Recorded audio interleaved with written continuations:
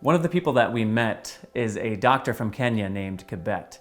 And as the interview was wrapping up, Kibet asked me why I specifically was involved in this project.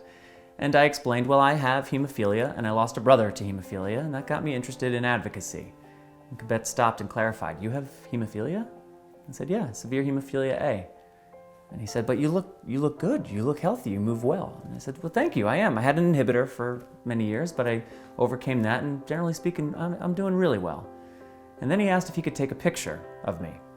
Not with me, of me. Because he wanted to bring it home to his clinic to show his patients what life could look like as a young adult with adequate access to treatment and care. I think it says a lot about the state of our community in countries like Kenya when just meeting a healthy young adult with hemophilia is a picture-worthy experience, in the eyes of a hematologist, no less.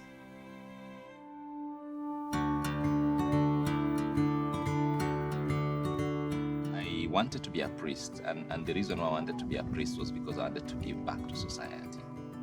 And when I failed to do that, and I completed my medical training, I noted that there was one area of group of patients that had been left out. If you are diagnosed with hemophilia, it was as good as being sentenced to death.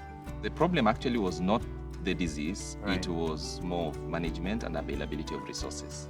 That was what was creating the difference. So in my setup, hemophilia was death. In other setups, it was just a challenge.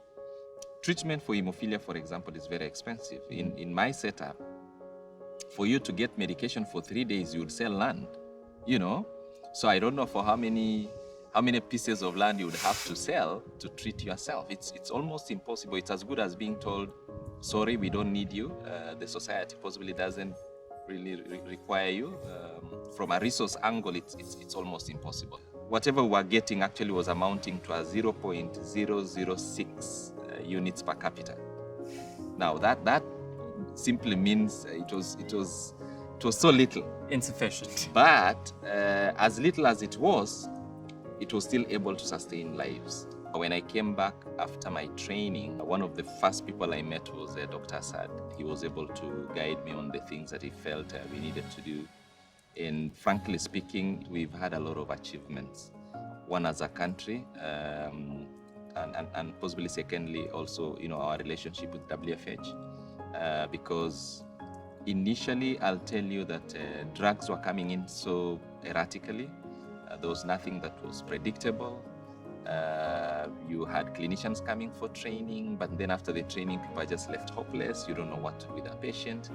But then for the last 1 year or so, we've had some very structured plans, one for our country and for patients, and basically even for the region, because we are now doing much more than just supporting our country.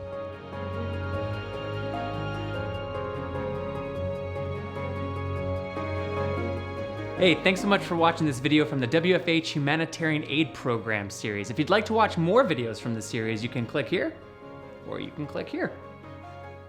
Here. Or here.